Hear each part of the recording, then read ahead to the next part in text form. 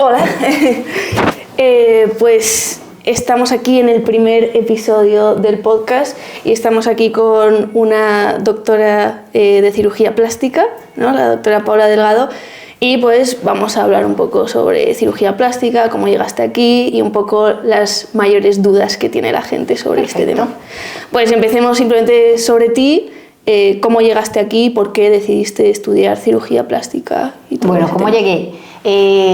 Siempre creo que desde pequeña me encantó la medicina. O sea, yo creo que desde muy pequeña tenía claro que quería ser médico. Y luego ya cuando estaba haciendo la carrera de medicina, pues como todo, yo creo que nos vamos enfocando un poco hacia lo que nos gusta más de lo que vamos viendo durante la carrera. Y yo tenía claro que quería algo quirúrgico, y dentro de lo quirúrgico pues me gustaba la cirugía plástica porque tenía un campo de acción muy amplio, es decir, era como una especialidad en la que se podía actuar en cualquier parte del cuerpo, ¿no? O sea, pues, no sé, actuar en la cara, en la parte ósea, en los tejidos blandos, ves quemados, ves reconstrucción, ves estética. Entonces era como una especialidad que abarcaba muchos campos y me gustaba como por ese aspecto, ¿no? Que era de las áreas quirúrgicas la que menos se centraliza como en un solo área del cuerpo. Ah, vale, pero por ejemplo, medicina general o de familia, ¿eso no te llamaba tanto la atención? Hombre, yo fui médico de familia, médico general, 4 o 5 años. Yo medicina la estudié en Colombia, soy colombiana. Entonces allí, pues, digamos que lo habitual es que después de que acabas la carrera, estás una temporada trabajando como médico general, que acá no, en España no está tanto el concepto del médico general, porque el médico de familia en España en realidad tiene que hacer el MIR, tiene que hacer una especialidad, ¿no? Allí acabamos la carrera y puedes trabajar como médico general. Y yo trabajé como médico general durante 4 años en Colombia, 3 o 4 años, y también fue una experiencia que me gustó mucho, es decir, sí, actúas básicamente en todo el campo de la salud de un paciente, pero yo tenía claro que quería algo quirúrgico y un médico general pues no se dedica a nada quirúrgicamente. Vale, ya entiendo. Y has dicho que, pues eso, que te gustaba lo de la cirugía estética, de reconstrucción, etcétera. ¿Es diferente la cirugía plástica versus reconstrucción versus todo eso de liposucción? ¿Son cosas diferentes o es todo lo mismo? A ver, como procedimientos son diferentes, pero como especialidad somos una sola. En la mayoría, digamos, de los países, en Colombia y en España, la cirugía reconstructiva y la cirugía estética hacen parte de una misma especialidad, que es la cirugía plástica, ¿no? De hecho, nuestro título es cirujanos plásticos, estéticos y reparadores, ¿no? Entonces nos dedicamos tanto a la parte reconstructiva.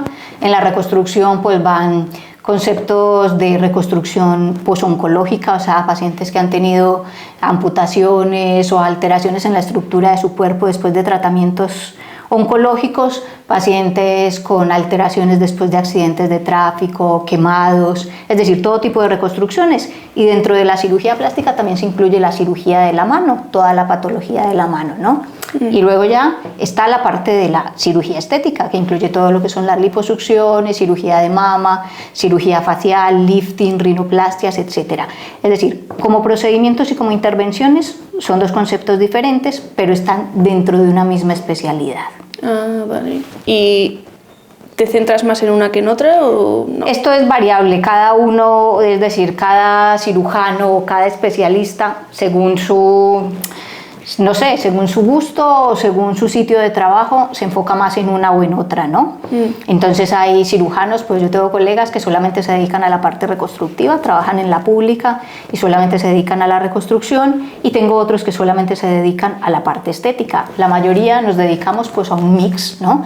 Es decir, hacemos reconstrucción y estética, digamos, más un campo que otro, porque siempre es muy difícil abarcar y nunca se puede ser bueno en todo. O sea, en realidad es un campo muy amplio, es muy bonito, te gusta porque puedes hacer muchísimas cosas, y en realidad cuando te estás formando como residente, como cirujano, pues es genial porque es que ves una cantidad de cosas impresionantes, pero luego cuando enfocas tu vida profesional, si quieres ser realmente bueno en algo, tienes que enfocarte en un área un poco más pequeña de todo lo que abarca la cirugía plástica y reconstructiva. ¿Y en tu caso cuál es?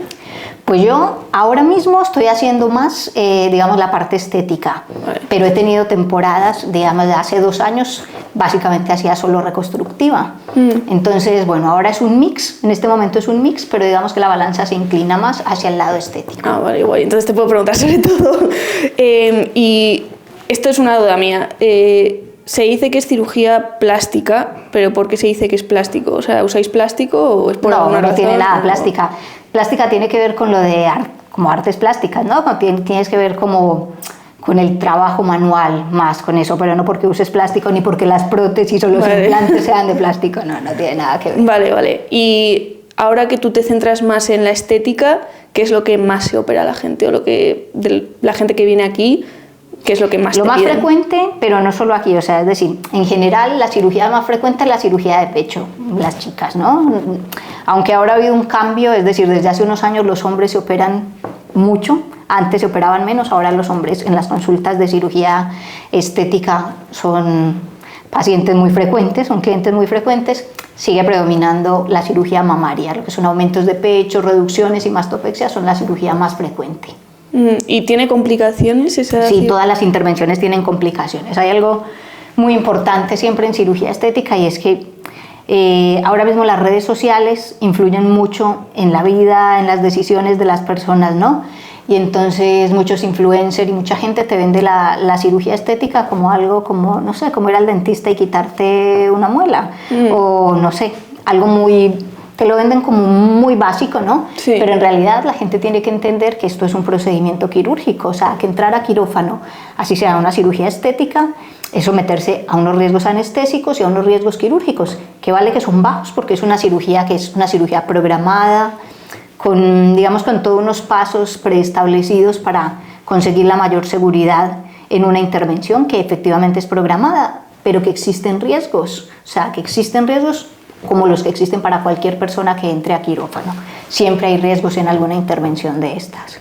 ¿Y alguna vez ha pasado algo posoperatorio de esos riesgos? ¿O? Sí, claro, a todos. O sea, siempre que operas tienes complicaciones. O sea, de hecho, cuanto más operas, más complicaciones tienes, ¿no? Por estadística, las estadísticas se cumplen, ¿no? Entonces, siempre hay complicaciones. El problema no es que haya complicaciones, el problema es no saberlas manejar, pero creo que todos los cirujanos tenemos complicaciones posoperatorias, más o menos graves, pero lo importante es saber manejar esas complicaciones. O sea, tú no solo tienes que saber operar, sino que tienes que saber cuáles son las posibles complicaciones que se pueden presentar y cómo solucionarlas. Pero complicaciones pasan. ¿Complicaciones como cuáles? Pues que se infecte una herida, o que se abra una herida, porque en los pacientes a lo mejor fumadores la cicatrización va peor, entonces la herida se puede abrir y tienes que saber manejarla, ¿no? Hay muchas complicaciones, un hematoma, es decir, tú le pones un implante de pecho a una chica y puede que un vaso empiece a sangrar y se haga un hematoma en el pecho y se empiece a hinchar, entonces bueno, tienes que volver a quirófano, lavar todo ese sangrado, quitar el implante, buscar de dónde está sangrando, volver a cerrar y poner el implante, pero son cosas que se pueden manejar. ¿Es una complicación? Sí, efectivamente, es una complicación, pero ¿cuál es la clave en este tipo de cosas? Primero, detectarlas tempranamente, ¿no? O sea, que el paciente tenga las indicaciones claras de esto no está yendo bien, tengo que informarlo y que lo sepa solucionar, pero complicaciones siempre hay. ¿Y alguna vez ha pasado alguna complicación o es posible que pase algo muy grave? Sí, hombre, siempre a mí no me ha pasado nada muy grave, pero sí hay complicaciones serias que pueden pasar, de heridas, de alguna prótesis que por alguna razón queda expuesta, es decir, que se abre una herida y hay una prótesis, o que cuando se hace una cirugía facial, un lifting, ¿sabes lo que es un lifting? Un estiramiento. Entonces hay que despegar una zona muy extensa de la cara y pueden generarse hematomas que si no se detectan a tiempo, si hay un sangrado puede comprimir el cuello y los pacientes pueden fallecer por una compresión. Entonces no me ha pasado, pero ha pasado y puede pasar. Y por eso te digo, es decir, hay que estar siempre con los pacientes alerta y ellos tienen que estar informados de cuáles son esos signos de alarma de que estas cosas pueden pasar. Por eso te digo que no es un procedimiento como te lo venden de, ay, muy guay, voy y me opero y ya está, y es como ir y pincharme cualquier cosa. No, es una intervención con riesgos, que el paciente tiene que estar informado previo a la intervención de cuáles son las medidas para evitar esos riesgos y cuando se presentan, pues cuáles son los signos de alarma. Y obviamente depende de qué te quieras operar, pero ¿cuánto suele durar todo el proceso? Desde que alguien llega a tu consulta y dice, oye, me quiero operar la nariz, hasta que... ¿La operas? La operas y ya parece que nadie se daría cuenta de que se ha operado. O sea, la cicatriz ha cicatrizado, todo. Pues eso es muy variable, es decir, lo habitual es que un paciente viene a una primera consulta buscando información, buscando que el cirujano le cuente pues, si lo que desea, si sus expectativas son posibles, lo que quiere corregir, que le explique cómo se hace la intervención, cuáles son los procedimientos. Eso sería una primera consulta, ¿no? Después de esa primera consulta, digamos que el paciente se va con sus dudas resueltas y más o menos sabe si ha tenido feeling con el cirujano, si le parece que la persona a la que fue le resolvió sus dudas o puede resolverle lo que quiere cambiar, ¿no? Y luego, después de eso, pues habrá una segunda consulta en la que el paciente a lo mejor dice, bueno, ya tengo claro que me quiero operar contigo, vengo con estas dudas ya más claras y más específicas y viene con una fecha. Dice, pues mira, habitualmente los pacientes dicen, pues yo me puedo coger estos días o tengo vacaciones en esta fecha, quiero para esta fecha. Entonces, un tiempo de cuánto pasa depende más de la disponibilidad de quirófano del cirujano, pero también de los tiempos que el paciente tiene disponibles para hacerse la intervención. Pero una vez operado hasta el alta, pues 1 año. Es decir, cuando hay una cicatriz o cuando hablamos de narices, por ejemplo, de la inflamación o de una cicatriz en un pecho, es decir, los pacientes están muy bien al mes, o sea, a los 8 días en una blefaroplastia, depende de la intervención.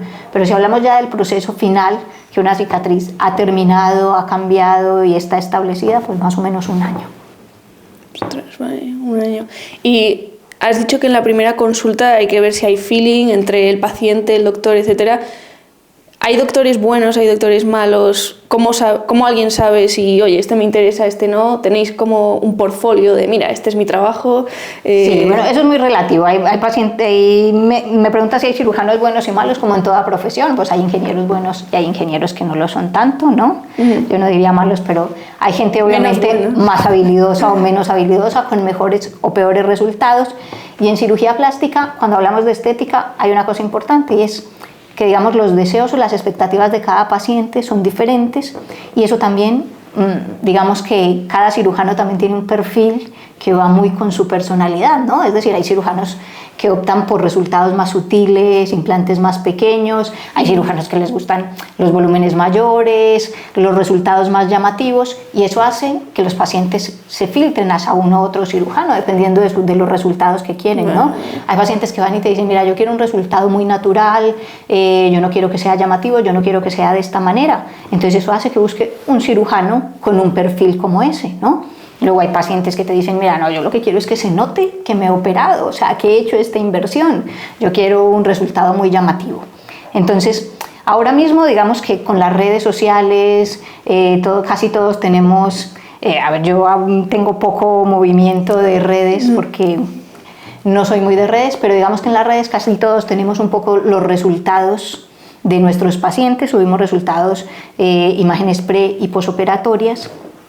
Y los pacientes, obviamente, antes de venir a la consulta, pues ya han investigado un poco quién es el cirujano, si es un cirujano que pertenece a la Sociedad Española de Cirugía Plástica, si es un cirujano certificado o no, y mira sus resultados y dice, bueno, pues este cirujano tiene unos resultados que se parecen a lo que yo quiero, o este cirujano no tiene resultados como los que yo quiero, me voy a otro. Digamos que eso es lo que hace ahora mismo que los pacientes busquen un cirujano u otro, que es mucho más fácil a través de las redes mirar y decidir, pues mira, esto se parece más al perfil que yo quiero en mi cirugía.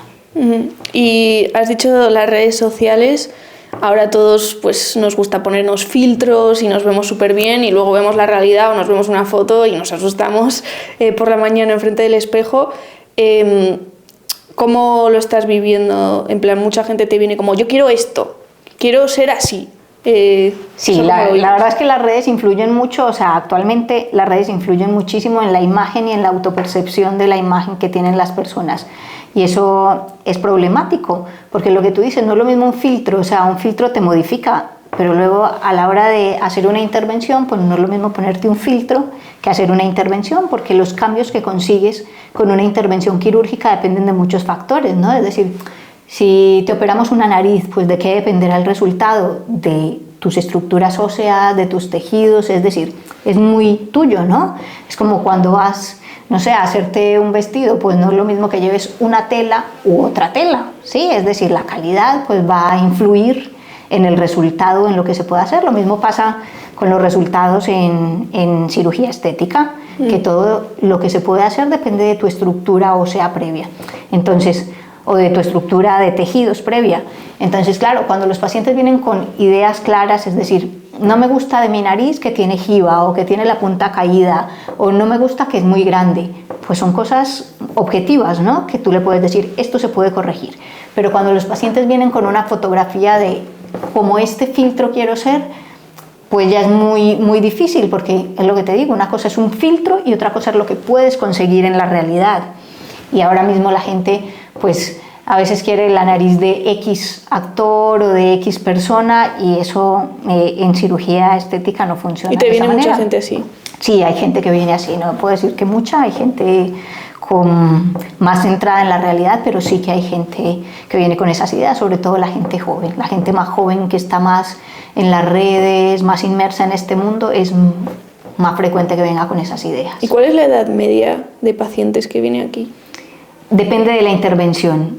Eso es muy variable, porque claro, si hablamos de aumento de pecho, pues habitualmente son chicas jóvenes, ¿sí?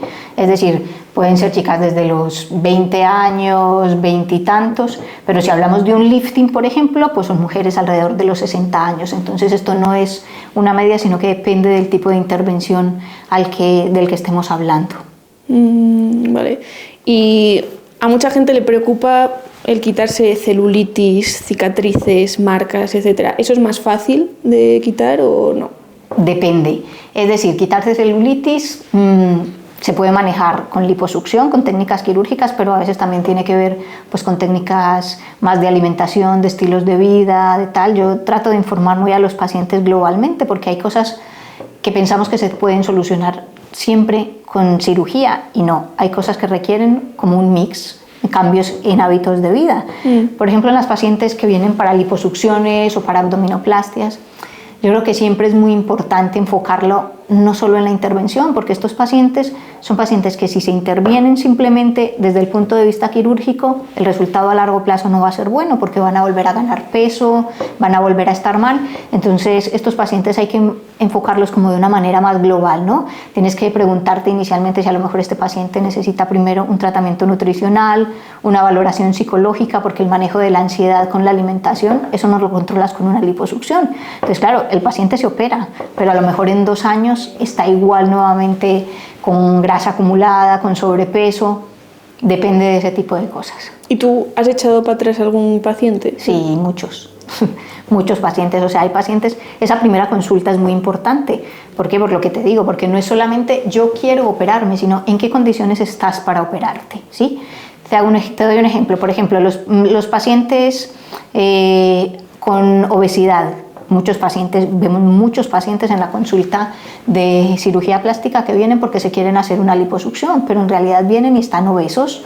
Entonces son pacientes que no son candidatos a una liposucción porque tienen un problema metabólico, es decir, sí, tienes grasa, claro, pero tu grasa no solo está localizada alrededor de la piel, la grasa también está dentro del abdomen, en las vísceras abdominales. Y eso no se puede quitar. Y eso, ahí no llegamos con esto, entonces eso es un problema médico, ¿no? Que lo tiene que tratar el endocrino, un grupo diferente de pacientes. También hay que tener en cuenta que hay pacientes con características, por ejemplo, con pesos en rango de obesidad, que estos pacientes, si van a quirófano, son pacientes que tienen mayor riesgo de complicaciones quirúrgicas y posquirúrgicas. Entonces, eso también hay que valorarlo y explicárselo al paciente. Si tú no entras en un rango de seguridad previo a la intervención, pues no justifica que por una cirugía electiva te sometas a un riesgo de los que vemos muchas veces en los medios de comunicación que has hecho un tromboembolismo, has tenido una complicación, y a veces es eso, que los pacientes no entienden que digamos que es un proceso que hay que hacer, ¿no? Es decir, es un conjunto de cosas previo a una intervención, sobre todo en esas cirugías de contorno corporal. Otra cosa es ya el aumento de pecho o una rinoplastia, que son cosas diferentes. Pero en los pacientes con obesidad, que a veces vienen muy ansiosos por una liposucción o por una abdominoplastia, pues hay que tener ese tipo de precauciones y hay que hacer una valoración previa muy minuciosa. Y si el paciente no entra dentro de esas condiciones, es decir, si el paciente está dentro de una categoría de riesgo por su sobrepeso, o si crees que no va a tener un buen resultado simplemente porque su problema metabólico prima, pues es un paciente al que hay que decirle que no se opera. Pero en las liposucciones, de los casos que he podido ver o en internet o donde sea, normalmente los hace gente con obesidad, ¿no? No, las liposucciones en realidad, a ver, la liposucción no es un tratamiento ni para el sobrepeso ni para la obesidad. La liposucción como tal es un tratamiento para la grasa localizada, ¿sí? Es decir, cuando tienes un poco de grasa en los flancos o en las cartucheras o en las piernas, acumulas zonas de grasa localizada. Pero cuando estás obeso no eres candidato a una liposucción, porque tú piensas que quitar grasa de debajo de la piel, que es lo que hacemos, pues implica una zona limitada, ¿no? Es decir, pero si el paciente está obeso, tiene grasa intraabdominal, tiene grasa en otras partes del cuerpo, eso no se puede solucionar con una liposucción. Vale. Y aparte de la liposucción, hay gente que se transfiere como la grasa de un lado a otro, como si se quiere poner más culo o lo que sea. Esa grasa, luego el cuerpo la asume como grasa también, o sea, la puede perder haciendo ejercicio o lo que sea. Sí, eso se llama una lipotransferencia y es un procedimiento que se hace frecuente. También se hace en reconstrucción y en cirugía estética, en los dos casos, ¿no? Y es tomar grasa de zona donde tienes para poner en zona en la que nos tienes. Entonces a veces hacemos aumentos de pecho con grasa cuando la paciente no quiere tener unos implantes, o en otras ocasiones unos aumentos que se llaman híbridos, que es poner un implante pero en ciertas zonas rellenar con un poco de grasa para, digamos, dar más naturalidad al resultado, mejorar la forma o el volumen de la mama, ¿sí? Eso se llama un lipofilling. Efectivamente, como es tu propia grasa, y la grasa es un tejido vivo, y por el método que la procesamos, la sacamos y luego la inyectamos, la grasa se prende como un injerto, es decir, como cuando tú siembras algo tal, la grasa prende en el tejido y parte de esa grasa que ponemos inicialmente, digamos que se reabsorbe. No todo el volumen de grasa que se pone inicialmente permanece, pero el que permanece es tu grasa, es tejido vivo que está ahí. Entonces, claro, si luego ganas peso o pierdes peso, esa grasa va a seguir las modificaciones del resto de tu grasa corporal. Pero no se mueve desde un principio, o sea, si tu cuerpo está hecho de que hay cuerpos que acumulan más grasa en las piernas o lo que sea, y si tú te transfieres la grasa de la pierna al pecho, después de un tiempo tu cuerpo no va a decir, no, eso va abajo. No, para nada. La grasa está donde está, es decir, la grasa son células que están en diferentes partes del cuerpo y donde la pones ahí sigue, digamos, el proceso de tus cambios corporales normales, pero no porque la hayas pasado de la pierna al pecho vaya a seguir comportándose como se comporta la grasa que está en las piernas, por ejemplo. Vale. ¿Es adictivo el operarse o hacerse implantes o...? Bueno, los pacientes dicen que sí, cuando tienes buenos resultados, pero es como todo, ¿no? Si tienes un buen resultado, pues a lo mejor, yo no diría que adictivo, pero si te va bien con una intervención, pues dices, pues mira, igual me hago corregir tal otra cosa que no me gusta, ¿no? Pero esto depende de la experiencia del paciente. Yo creo que si el paciente está satisfecho con un resultado, pues puede plantearse luego hacerse otra intervención si la necesita, más que en realidad una adicción con todo el contexto que implica una adicción. ¿Y es caro? Obviamente depende de lo que te vayas a operar, pero dirías que en general estas cosas son caras, son una inversión. A ver, la cirugía estética no es barata, ¿no? Es decir, siempre como cualquier gasto no básico es costoso, pero ahora mismo pues hay muchas opciones. Lo habrás visto que hay clínicas low cost que te permiten pagar en cuotas, tal. Es decir, yo creo que hay opciones para todo el mundo. Lo que siempre hay que mirar en este sentido es que en cirugía estética pues no te puedes guiar por lo más barato, siempre tienes que estar informado. No estoy diciendo que lo más barato no sea bueno, sino que siempre tienes que estar pues como un poco informado, porque a veces llegan pacientes a los que se han operado en otro sitio y les preguntas qué implantes llevas, qué marca o tal, y no tienen ni idea.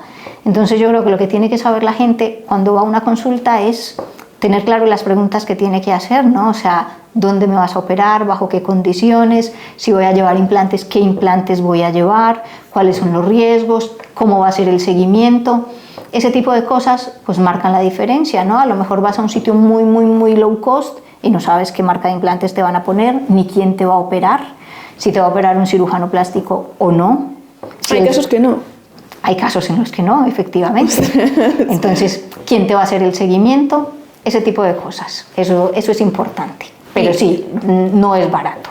Y lo de los implantes que tienen marcas y eso, o sea, es como los coches, en plan un Ferrari y tal. Sí, es exactamente igual como todo. Es decir, tienen que pasar para ser implantes de uso médico, tienen que pasar unas condiciones y unas verificaciones, pero hay diferentes marcas o casas de implantes y obviamente los pacientes deben estar enterados qué implantes les van a poner, porque esto puede tener impacto en, no sé, en el resultado, en lo que pueda pasar a largo plazo, cuánto tiempo llevan en el mercado estos implantes, ese tipo de cosas son importantes. Porque un implante bueno versus un implante malo, ¿qué puede pasar?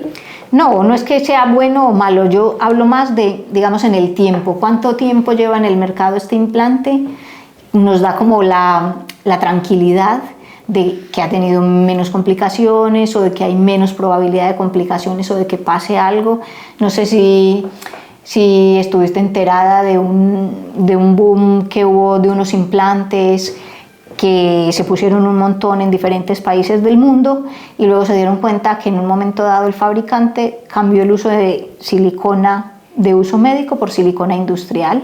Entonces hubo un momento en el que todas las pacientes, la recomendación fue cambiar esos implantes para evitar complicaciones. A eso me refiero, es más como la certeza o la seguridad que te dan ciertas marcas o el paso en el tiempo del uso de ciertos implantes. Y hay diferentes materiales, o sea, has dicho silicona, pero puede ser otra cosa. Habitualmente silicona, o sea, los materiales son los mismos, cambian aspectos como la textura o la forma del implante según el resultado que quiera el paciente, pero son implantes de silicona habitualmente. Hay otros de solución salina, digamos cosas muy específicas, técnicamente muy específicas, pero habitualmente son implantes de silicona. Vale, y siento que volver a lo de cuánto cuesta, pero si yo te digo algunas cosas normales como rinoplastia o lo que sea, me podrías decir como un baremo de, mira, pues en general te va a costar 10.000 o lo que sea. Muy variable entre cirujanos, porque esto depende de los honorarios de cada cirujano. Entonces, esto no lo sé.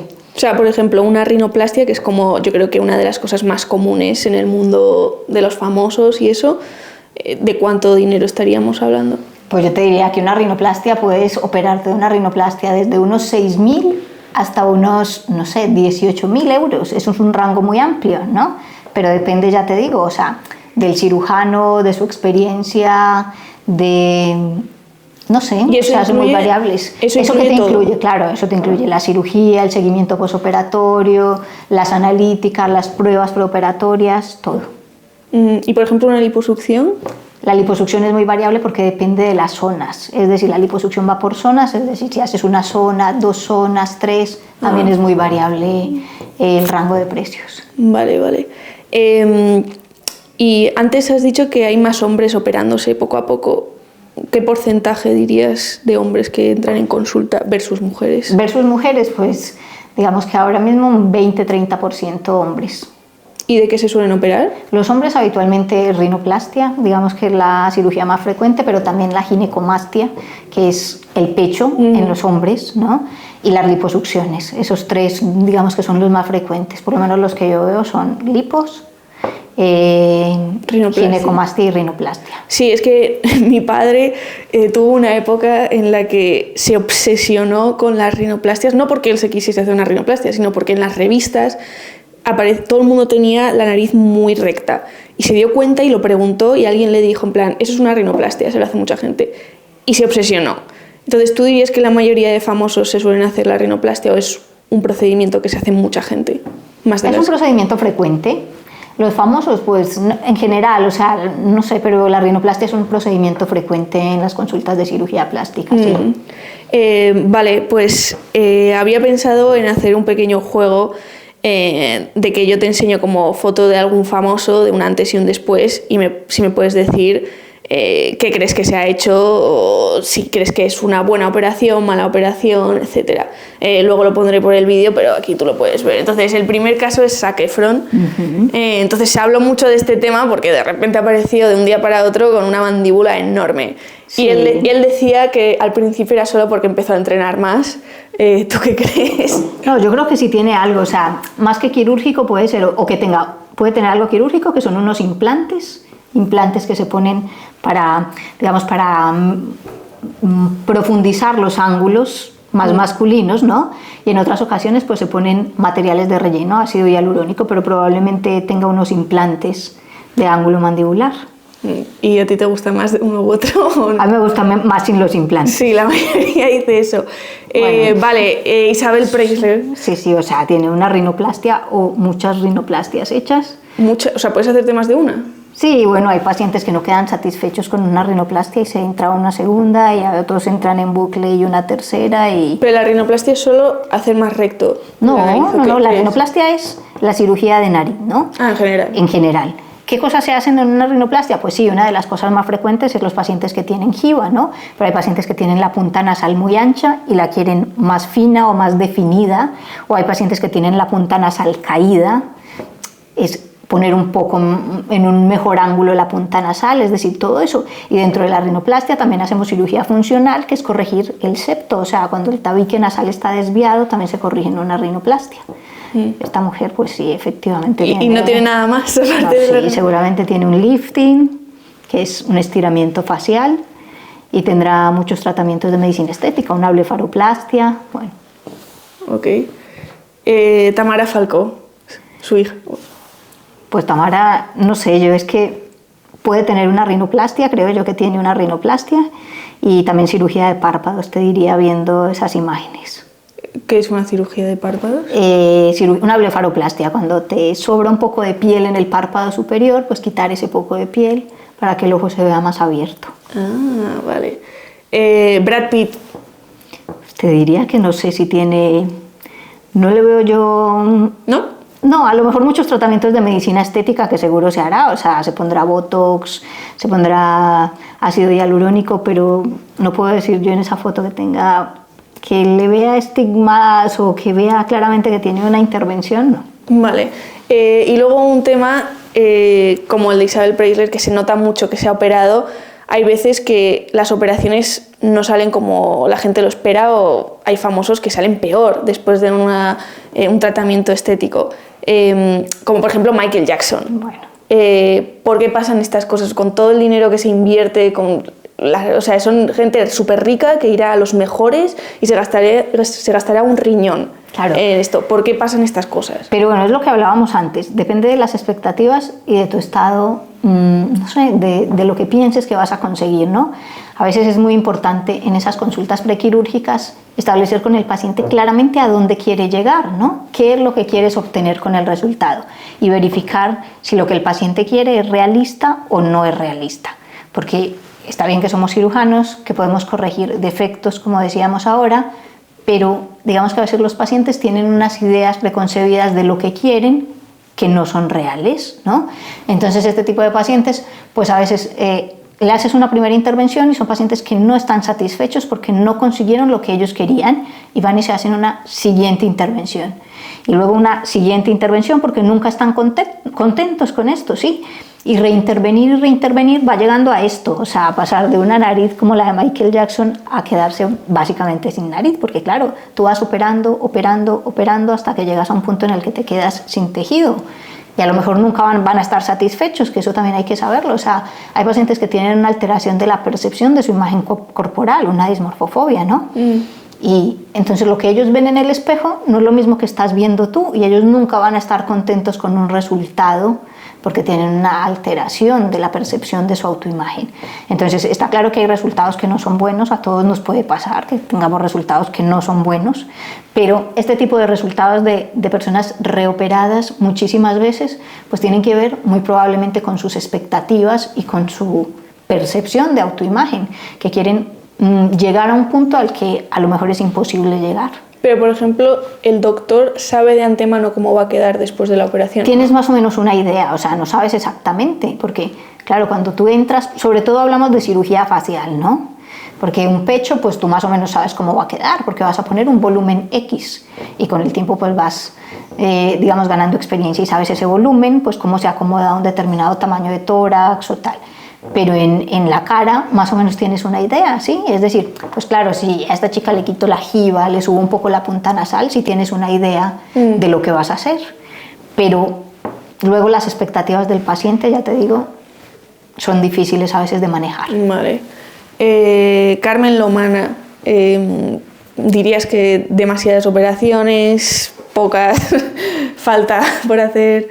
Yo creo que tiene una rinoplastia, tiene a lo mejor un lifting frontal y no sé qué más decirte que tenga, debe tener también una blefaroplastia. Pero porque hay gente que se le nota mucho más, o sea, tú ves esa cara y dices, esta cara operada. Ya, o sea, depende de que, yo creo que el éxito en la cirugía estética está en que no se note que estás operada. Exacto. ¿Sí? Ese es el éxito, ser sutil, o sea, que alguien te diga, qué bien estás, o se te ve bien hoy, pero que no te digan, uy, te operaste tal cosa, ¿no? Yo creo que ese es el éxito.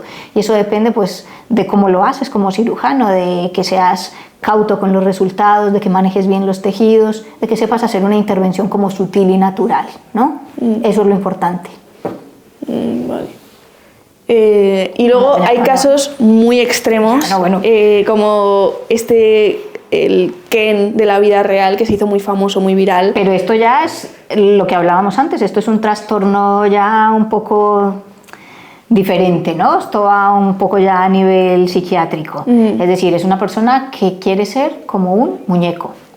¿Eso es normal? Pues no. De entrada, eso ya es un diagnóstico de otro campo, ¿no? Y ha hecho un montón de cosas por parecerse a alguien que no es un ser humano, que es un muñeco de plástico, ¿no? Entonces, claro, lo que él tiene son un montón de intervenciones que lo han llevado a cambiar completamente su rostro, sus facciones, pero de una manera excesiva y exagerada. Entonces esto ya no es que el cirujano se equivocó, no, es que él quiere unos cambios drásticos que han cambiado completamente su imagen, pero es lo que él quiere, ¿no? Y te puedes operar lo que quieras, o sea, hoy en día uno se puede operar cualquier cosa. Casi cualquier cosa, sí. Sí, y esta es una duda que tengo, cuando tú te operas algo de la cara que se nota que hay un cambio significativo, o sea, como puede ser la nariz o algo, ¿tienes que cambiarte la foto del DNI o algo? En plan No tienes que cambiarte,la. ¿No? No. Aunque no seas la misma persona, o sea, no. Hombre, eres la misma persona, tienes una intervención, pero en principio no tienes que cambiarte la foto del DNI. Ah, vale. Genial. Y ahora vamos a pasar a un tema que igual controlas, igual no, y es los transgéneros. ¿Eso Poco. También está incluido en este tipo de operaciones? Sí, es decir, eso está incluido dentro de la cirugía reparadora, reconstructiva y reparadora, y hay cirujanos que se dedican al tema transgénero. Yo no me dedico ni me he dedicado a ello, pero sí hay cirujanos que se dedican a este tipo de cirugías. ¿Y más o menos sabes cómo funciona, cómo se suele hacer, etcétera, o no tienes ni idea? Sí, bueno, pero ¿cómo funciona? ¿De qué específicamente? Pues no sé, es que estaba fijándome para hacer preguntas y eso, y pues vi cosas muy curiosas de que muchas veces cuando te haces cualquier cosa, a veces cogen parte de tu piel y la ponen en otra parte o lo que sea. Y entonces una cosa que me pareció muy sorprendente es la gente que quiere pasar de mujer a hombre y se pone penes falsos, y cogen como piel del brazo o lo que sea. Sí, pues eso se llama, eso hace parte de la cirugía reconstructiva, más que piel se llaman colgajos, es decir, hay que coger tejido que habitualmente o se toma del antebrazo o del muslo, ¿sí? Es un tejido que incluye la piel, la grasa, las arterias y las venas, o sea, es un trasplante en toda regla de tejido con el que se conforma o se construye un pene, y con ese tejido pues se forma un pene, no es un falso pene en realidad, es un tejido nuevo creado, se le da forma, se crea una uretra. O sea, decir, funciona y funciona, todo. Funciona, sí, sí. O sea, se crea una uretra, se conecta o se enchufan, digamos, por llamarlo así, las arterias, las venas y los nervios a la zona receptora, donde estaba la vagina, para que sea un pene, un tejido vivo. Es decir, claro, allí tiene que llegar sangre, tiene que ser funcional, tiene que haber sensibilidad, tiene que formarse una uretra. Entonces es un trasplante de tejido, pero ese es un colgajo, que llamamos un colgajo, que es una transferencia de un tejido, no solo piel, sino un tejido compuesto, para construir otra estructura. Y espera, ¿entonces te quedas sin medio brazo o cómo? No, O sea... no, porque es tejido, es decir, claro, el brazo, lo que transferimos o lo que hacemos pues es piel con el tejido que va debajo y una arteria y una vena, y acá se pone un injerto que no sé si lo has visto, es como cuando cuando ves a alguien que se ha quemado y le han puesto un injerto que tiene una cicatriz, pues eso queda en el brazo se pone un injerto y llevas una cicatriz en el brazo de la zona que te han sacado el tejido para construir. Vale. Y cuando dices que conectan todo a este pene falso o real o lo que sea, ¿también es capaz de tener erecciones y todo? Sí, bueno, para eso digamos que hay que hacer otro tipo de procedimientos, llevan habitualmente, digamos, unos implantes, eso es un poco más complejo, pero sí es funcional. Wow, vale.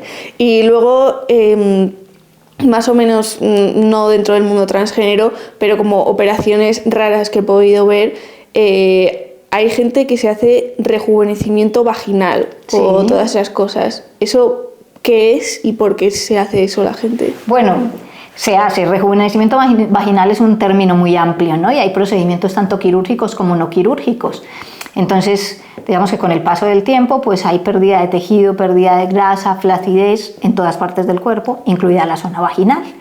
Los labios vaginales, los labios mayores, pierden como turgencia, ¿sí? Entonces, en muchas mujeres, ¿qué se hace? Pues en esa zona de labios mayores, por ejemplo, de lo que hablábamos antes, poner grasa, una lipotransferencia para darle un poco más de volumen, ¿no?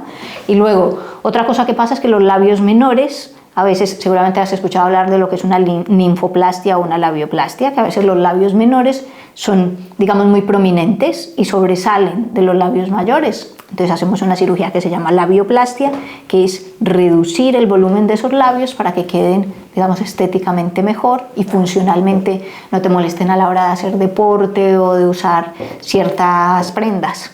Luego, en la parte interna vaginal, pues se pueden dar láser y otro tipo de tratamientos, sobre todo en mujeres posparto que han tenido flacidez en esta zona. Todo eso es como el conjunto de lo que llamamos el rejuvenecimiento vaginal. Vale. ¿Y la recuperación después de hacer este tipo de operaciones es muy larga o difícil? No, no suele ser larga. Es molesta porque es una zona, efectivamente una zona muy sensible, pero no es una recuperación larga y no es una cirugía con, digamos, con un alto índice de complicaciones. Obviamente es una zona sensible, pero las pacientes a lo mejor al mes ya están muy bien. O sea, no quiere decir que en un mes no sales de casa, no, pero que ya estás bien, de molestias, no es una larga recuperación. Pero entonces, si te vas a hacer una operación grande, entre comillas, como esa o como cualquier otra, tienes que tener un plan postoperatorio de, oye, voy a necesitar ayuda en casa, claro, o no puedo ir al trabajo, sí, sí. ¿Qué cosas no se pueden hacer? Mira, eso siempre en la primera consulta, cuando viene una paciente con una idea clara de cirugía, se le explica, mira, en el postoperatorio pues vas a tener que restringirte a hacer X actividades, ¿no? Y eso ya nos determina cuánto tiempo la paciente no puede trabajar, porque no es lo mismo si tú trabajas en una oficina, ¿no?, con un ordenador, que no estás haciendo ningún esfuerzo, o si trabajas en una cocina moviendo ollas, o si, es decir, depende, esto de la restricción para trabajar depende del trabajo que hagas, ¿no? Entonces, cuando hacemos un aumento de pecho, por ejemplo, ponemos unos implantes de pecho, pues la paciente tiene que evitar esfuerzos físicos, no cargar peso, evitar impactos, cosas como llevar bolsas de la compra súper pesadas o sacar una mascota grande, que tienes un golden y lo tienes que sacar todos los días. Pues ese tipo de cosas no las puedes hacer, porque cualquier esfuerzo o cualquier tirón puede implicar que hagas un hematoma o que tengas alguna complicación en el posoperatorio.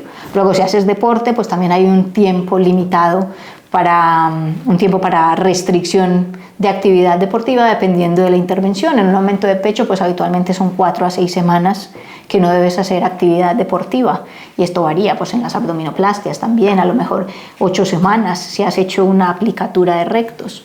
Es variable, pero esto siempre hay que hablarlo con los pacientes porque depende, como te digo, de la actividad que realicen. Si eres una persona sedentaria y tu trabajo es trabajo de oficina, pues probablemente en 5 días puedas estar trabajando.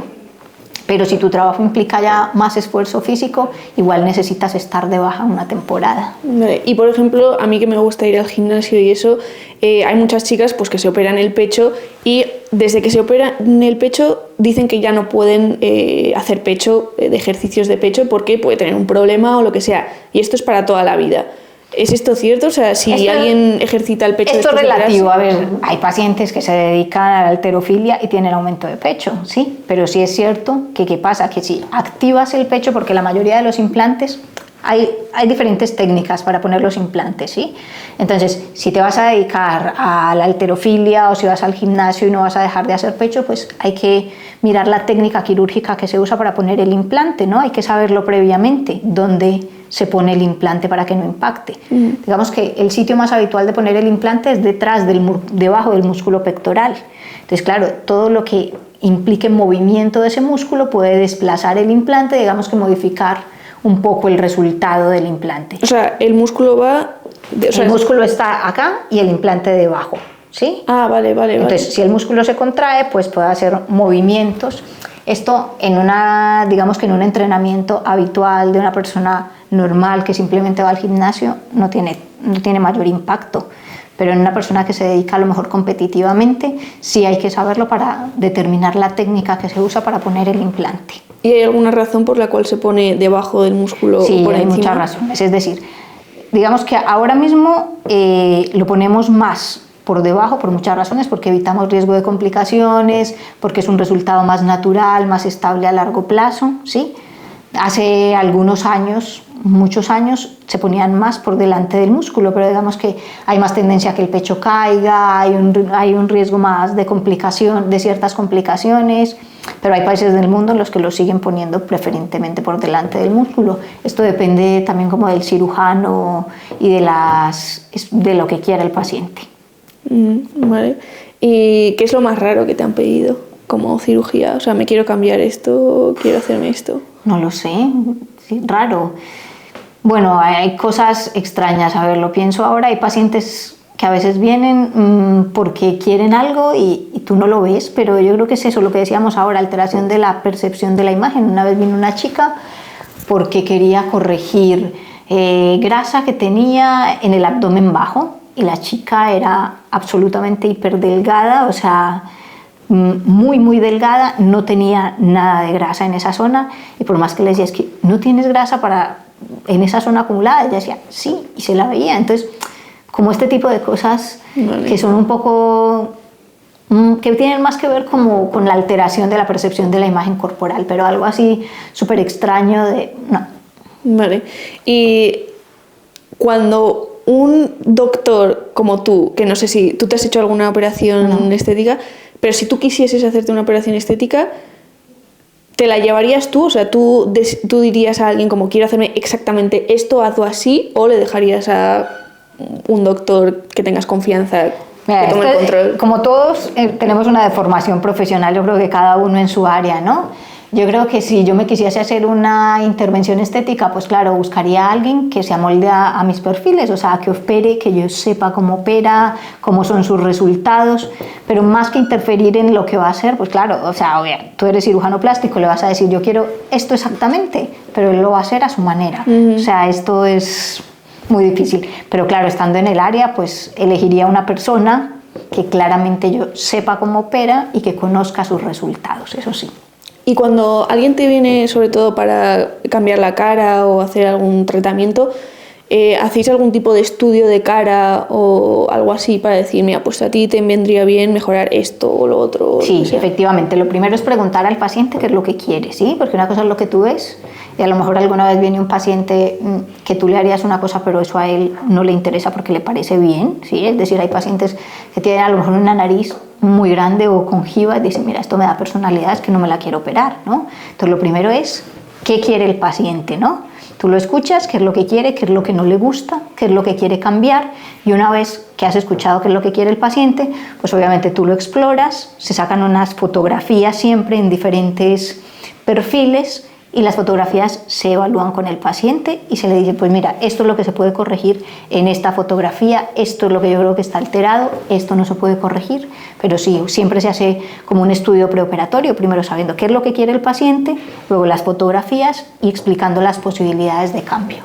Pero hay ciertas cosas que son como genéricas de, mira, una persona guapa en general suele ser así, de que tiene la nariz en estos grados, tiene que ser así. Sí, es decir, sí, hay unas variables que definen lo que es un rostro armónico, una nariz armónica, unos ángulos, por ejemplo, lo que llamamos el ángulo nasolabial, que es el ángulo que hace el labio superior con la nariz, ¿sí? Digamos que tiene unos rangos en mujeres y hombres, pero esto es una cuestión, sí, es decir, eso es bonito, pero hay que adaptarlo a la realidad de cada paciente, porque tú no puedes pretender hacer una nariz muy pequeña en una persona con una cara muy grande, o sea, todo adaptado a las proporciones de cada individuo, así hayan como unos valores o unos lineamientos o unos esquemas que te dicen lo que es un rostro armónico, pues cada rostro es individual, ¿no? Cada persona tiene una estructura ósea, una estructura de tejidos que es muy diferente entre personas. Entonces, claro, lo importante es analizar cada caso individual. Es decir, tú en esto no puedes llegar con una receta de decir, bueno, el ángulo nasolabial de esta paciente tiene que ser de esta manera o el dorso de esta paciente tengo que rebajarlo tanto. No, depende de cada individuo, ¿no? Primero, las expectativas, es lo que vamos. Hay pacientes que están contentos con ciertas características de su rostro y que probablemente no entren dentro del concepto de lo que para los demás es bello o es armónico, y eso también hay que tenerlo en cuenta. Pero cuando dices lo de las estructuras óseas o de tejido, ¿qué problemas hay con eso? O sea, ¿qué situaciones hay de que dices, mira, una persona que tenga el hueso muy ancho no se le puede hacer esto? No, sí se puede hacer, pero eso condiciona los resultados, ¿sí? A lo que yo me refiero es, no sé, tienes una estructura ósea muy ancha, pues sí, se puede afinar, pero mirándolo dentro del contexto de lo que es tu rostro, ¿sí? Dentro de una armonía para lo que tú tienes, no dentro de unos valores preestablecidos. Vale. Y te iba a preguntar, bueno, tú que pues sabes esas directrices y tal, y has visto miles de casos, si tú me vieses a mí, ¿dirías que hay algo que dirías, mira, pues a ti igual te interesaría, no me voy a hacer nada, igual te interesaría cambiar esto de tu nariz, de tu pómulo, de tu labio, de tu oreja, de tu no sé qué, o a primeras dirías, no, bueno. Mira, yo siempre a los pacientes cuando vienen a la consulta y algún paciente que viene y dice, es que vengo a ver qué me harías. Y mi respuesta es, pero ¿qué quieres tú hacerte? Porque es que no es cuestión del cirujano, porque todo esto está condicionado a lo mejor por lo que yo quiero, por lo que me gusta a mí, porque además de cirujano, pues claro, tengo unos gustos de lo que quiero ver o lo que no quiero ver o lo que me parece bello o no me parece bello, ¿no? Pero esto no funciona de esa manera. O sea, si a mí alguien me pregunta, ¿qué me harías? Pues no, o sea, porque esto no funciona de esta manera. O sea, tú vienes acá porque quieres cambiar algo, no porque vienes a hacerte al gusto del cirujano. Entonces, claro, tú vienes a mi consulta y me dices, mira, es que quiero operarme los párpados, ¿no? No me gustan mis párpados porque están caídos o no me gusta mi nariz. Vale, pues nos enfocamos hacia eso. Pero que yo te diga exactamente qué quieres cambiar, no, porque la cirugía estética es una cirugía muy, digamos, de concepto personal, y es una cirugía electiva, no es como cuando vienes al médico, otro tipo de cirujano, y te dice, oye, mira, es que tienes, no sé, tienes un tumor y hay que operarte, ¿no? Ahí es que tú puedes decir, mira, no me opero o sí me opero, pero lo que hay que hacer es lo que hay que hacer, y el concepto lo tiene el cirujano, ¿no? En este caso es el paciente quien viene con una necesidad o con algo que le ha surgido y el cirujano lo puede enfocar.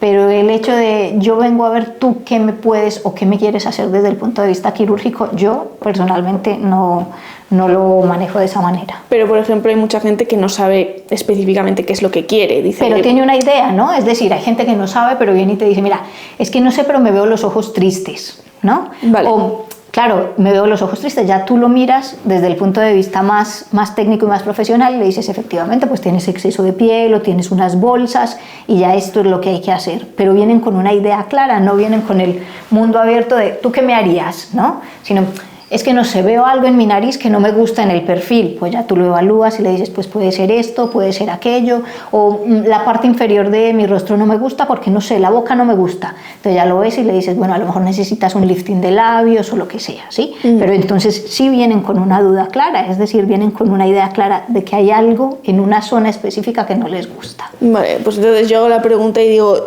creo que no tengo una nariz perfecta, no me la operaría hoy por hoy, pero creo que no tengo una nariz ideal. ¿Dirías que hay algo que puedas ver que digas, mira, pues veo perfectamente que tú lo único que necesitas es esto o tal? Claro, ponte de perfil. Pues eso, efectivamente, o sea, tienes una nariz que a lo mejor es una nariz un poco alta, es decir, alta es que tienes acá un poco de relieve, ¿no? Y que se podría corregir, pero eso depende pues de ti, ¿no? Es decir, en ese caso no le dice al paciente, pues sí, efectivamente hay cosas a corregir, probablemente definir un poco la punta, rebajar un poco el dorso, ya habría que mirar funcionalmente cómo está por dentro el tabique, si está desviado o no, pero bueno, se pueden hacer cosas. Igual, o sea, lo que te digo, esto depende de que el paciente quiera hacerse algo. No, claro. Vale. Y hay mucha gente que no le gusta admitir que se ha hecho cirugía estética. Y hay famosos que de repente han desaparecido un mes y le preguntan, se le ve diferente y le pregunta y dicen, me dio un golpe. Y es como, joder, menudo golpe milagroso. ¿Por qué crees que pasa? ¿O ahora pasa menos? Yo creo que cada vez pasa menos. Antes era como más estigma operarte, como te operas, no sé, antes era como señalaba más la gente porque se operaba, ¿no? Ahora mismo yo creo que antes la gente le encanta decir que se ha operado y salen en redes mostrando su día 1, 2, 10 posoperatorio, que ahora se ve un montón. Antes la gente le daba vergüenza decir que se había operado, pero ahora yo creo que la gente cada vez menos. Vale. A ver, yo creo que me hemos pasado por todo un poco. Solo tengo unas dudas más. En la operación de pecho he oído que hay como tamaños y tal, y sí, pues hay que jugar mucho con eso, hay que tener cuidado. ¿Cómo se mide eso? ¿Eso es porque alguien quiere esto o es porque una persona no puede tener más pecho hasta X tamaño? Mira, eso es muy importante. ¿Por qué? Porque si en la elección del implante de pecho, pues tiene que ver tu estructura, es decir, tu tamaño, ¿no? Tu altura, tu estatura, tu peso, el tamaño de tu tórax, eso va a condicionar el tamaño de los implantes que se pueden poner. Entonces, al elegir el implante que vamos a ponerle a una persona, pues tiene que ser un implante acorde a sus medidas, ¿no? Que encaje dentro de su tórax, dentro de su imagen. También sé que ves en la calle y vas por ahí implantes enormes, gente con unos implantes que son más grandes que ellas. Efectivamente, esto, como en todo, se ve muchísimas cosas, pero si somos estrictos desde el punto de vista técnico en lo que se puede hacer, pues en la consulta, cuando una chica viene porque se quiere aumentar el pecho, tomamos unas medidas y esas medidas nos determinan pues el tamaño del implante que podemos poner, o sea, las dimensiones que encajan dentro de su tórax y se relacionan con su biotipo, o sea, con su estatura, con su peso. O sea, esto no es una cosa solo de que viene alguien. Hay pacientes que vienen así, no te voy a decir que no, pero hay pacientes que vienen y te dicen, yo quiero unos implantes de 800 centímetros cúbicos. Está claro. Ahora que me preguntabas cosas raras, pues eso no es raro. Hay pacientes que vienen con esa idea y esos pacientes, pues yo personalmente les digo que no, porque son pacientes que vienen con unas ideas, pero digamos que técnicamente tomas unas medidas y según esas medidas sabes qué tamaño de implante le puedes poner a la paciente. Dentro de esas medidas pues hay una variedad de implantes más grandes o más pequeños, pero que cubren esas medidas. Es decir, los implantes tienen unas dimensiones, una cosa que llamamos proyección, altura, es decir, deben caber dentro del tórax de la paciente, ¿sí? Y con esas medidas pues se pueden poner unos más grandes o más pequeños dentro de esas dimensiones, según lo que desee la paciente. O sea, hay pacientes que dicen, yo quiero algo muy discreto, Y hay otra, digamos, con las mismas medidas que quiere algo más llamativo. Puede ser dentro de un rango razonable y que encaje con las medidas de su cuerpo. ¿Y las operaciones estéticas son reversibles? A ver, reversible una rinoplastia no es, o sea, si has quitado un trozo de hueso, pues volverlo a poner y que quede exactamente igual, no. Si hablamos de un aumento de pecho, pues sí, tú pones unos implantes y la paciente no quiere luego tener los implantes, se los puede quitar. ¿Sí? ¿Y quedaría igual que antes? No necesariamente, depende. ¿Por qué? Porque tú pones un implante, ¿no? La piel es un tejido que da de sí, por eso inicialmente pues es molesto una cirugía de pecho porque la piel está a tensión, o sea, tiene un volumen que no tenía antes en la zona. Entonces la piel con el paso del tiempo va dando de sí. Entonces es muy frecuente que pacientes que han tenido implantes durante años y vienen después o porque han sido madres o porque ya no desean tener los implantes y se los quieren quitar, pues tú se los quitas y vas a estar como estaban hace 10 años. No, porque la piel ha dado de sí o porque han estado embarazadas o lo que sea. En ese caso pues hay que quitar el implante, sí, efectivamente se puede quitar el implante, pero hay que acompañarlo de otro procedimiento que se llama una mastopexia, que es quitar el exceso de piel que hay ahora en esa zona y recolocar el pecho en su sitio. Si hablamos de reversibilidad, pues eso podría ser reversible, quitar un implante, ¿sí? Pero en una rinoplastia o en un lifting, eso no es reversible. O sea, no puedes volver a quedar como estabas previo a la intervención. Vale. ¿Duele? ¿Duele? Sí, no te voy a decir que no duele. ¿Cuánto duele? Es variable, es molesto. O sea, hay procedimientos que simplemente son molestos, como una blefaroplastia, que es quitar piel del párpado superior, que los pacientes dicen que, bueno, tienen molestia más que dolor. Un aumento de pecho, pues hay pacientes que tienen más o menos dolor. Esto es variable según el umbral de dolor de cada paciente. O sea, yo tengo pacientes que igual al día siguiente de un aumento de pecho te llaman y te dicen que si pueden conducir, porque no les duele nada, y hay pacientes que les duele muchísimo. Tiene que ver con el umbral del dolor. Digamos que lo habitual es que sea molesto y doloroso, tolerable y manejable con analgésicos los primeros 5 días, por ejemplo, un aumento de pecho. Pero la mayoría de los pacientes no se quejan excesivamente de que sea un dolor insoportable. No, son pacientes que saben que se sometieron a una intervención, que tienen una molestia, que hay algo que molesta, pero no es un dolor excesivo. En el Botox hay mucha gente pues, que se hace Botox para quitar las marcas o arrugas o lo que sea. Para evitar ese Botox, ¿es bueno en plan como ser menos expresivo o hacer algo antes?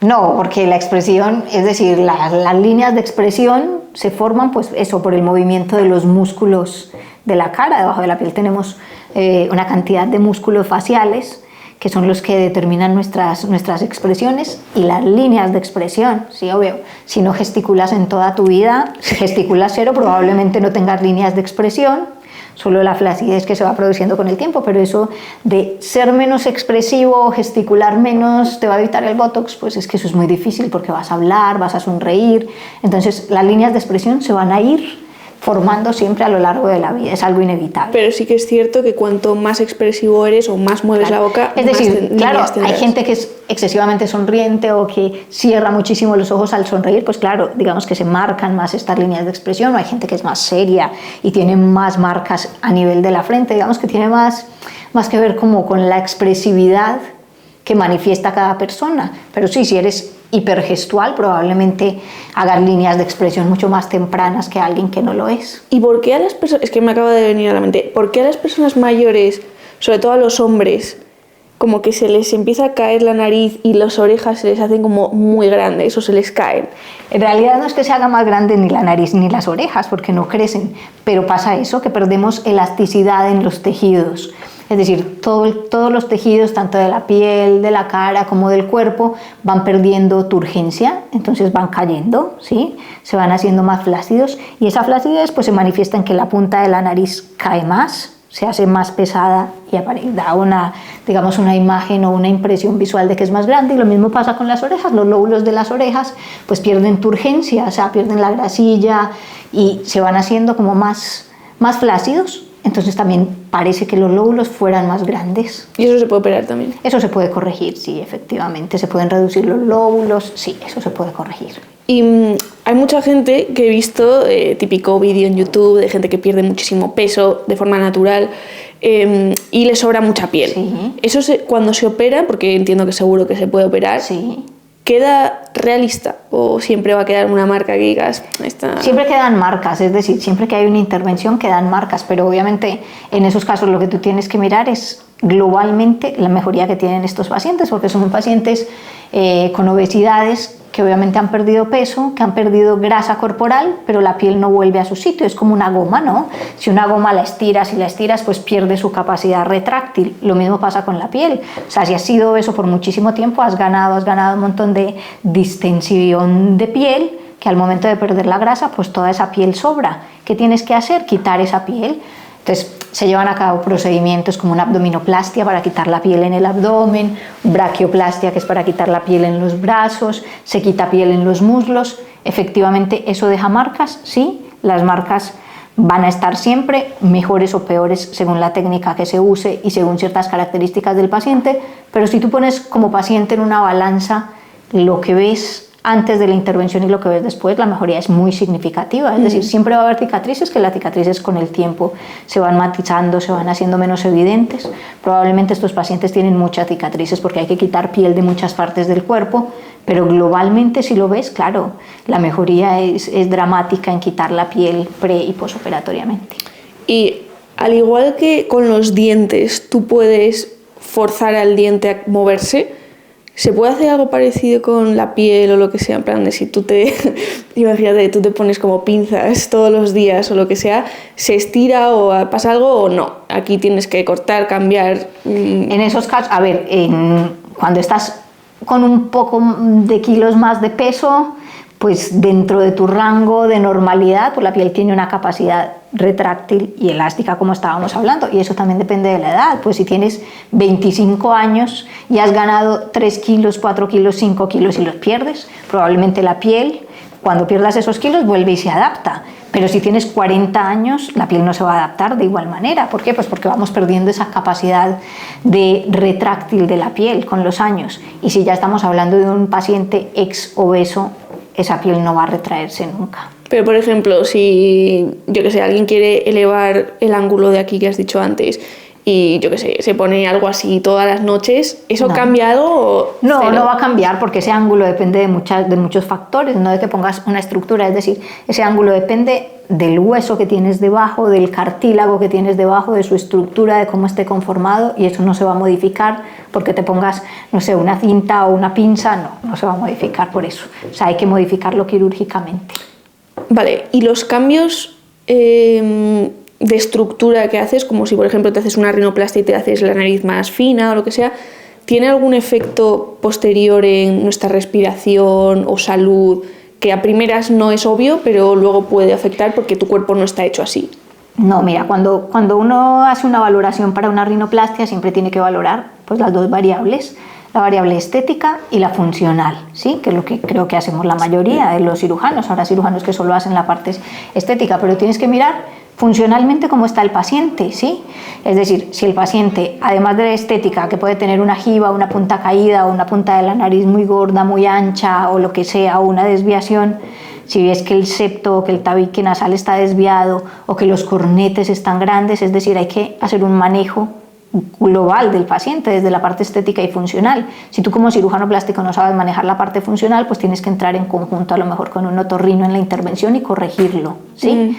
Para hacer las dos cosas, porque ya que entras en una intervención que vas a tocar la nariz y tiene previamente una alteración funcional, pues la idea es hacer la corrección completa. Vale.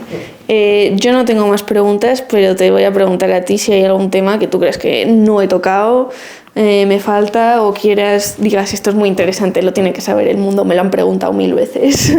No, pues yo creo que importante ahora mismo, que ya lo hablamos, las redes sociales, o sea, tener una idea clara cuando vas a ir a un cirujano de qué es lo que quieres, de qué es en realidad lo que quieres conseguir y tener unas expectativas realistas de lo que se puede mejorar, es decir, ir al cirujano abierto a escuchar lo que te va a decir, porque a veces en la consulta vemos pacientes que vienen y tú les cuentas algo, pero ellos siguen en su mundo, es decir, tú les resuelves dudas, pero ellos siguen con la idea de lo que van a conseguir. Entonces la idea es venir abierto y haciendo todas las preguntas pertinentes para saber si lo que te está diciendo el cirujano que se puede conseguir es lo que tú quieres, para que después de la intervención pues no estés insatisfecho o no pienses que no ha sido una buena idea operarse. Vale. Bueno, se me ha ocurrido una última pregunta. ¿Por qué crees que hay más operaciones estéticas en Latinoamérica? Porque yo creo que ese es el punto álgido donde muchas mujeres van a operarse pues el pecho, el culo, todo. En Brasil, Colombia, Venezuela, etcétera. Mira, eso sí, digamos que sí. En Latinoamérica hay un mayor volumen de cirugía estética, pero yo te digo que en los últimos años en España está también repuntando, es decir, que cada vez hay más pacientes que se operan acá. La razón, no sé, yo pienso que el clima tropical, que usas ropa cálida todo el año, no sé, es una cuestión como cultural, creo yo, pero en España ahora mismo se están operando muchísima gente. ¿Y de por qué van allí a operarse? Pues porque es mucho más barato, ¿no? Es decir, allí hay un auge de la cirugía plástica, hay cirujanos plásticos muy buenos, hay resultados buenos. Inicialmente digamos que el perfil de la intervención que quiere a lo mejor una mujer sudamericana y española son diferentes. Allí predominan los volúmenes más grandes, las curvas más pronunciadas, acá a lo mejor son volúmenes más discretos, pero eso está cambiando y en España ahora se ve un perfil un poco diferente. Vale.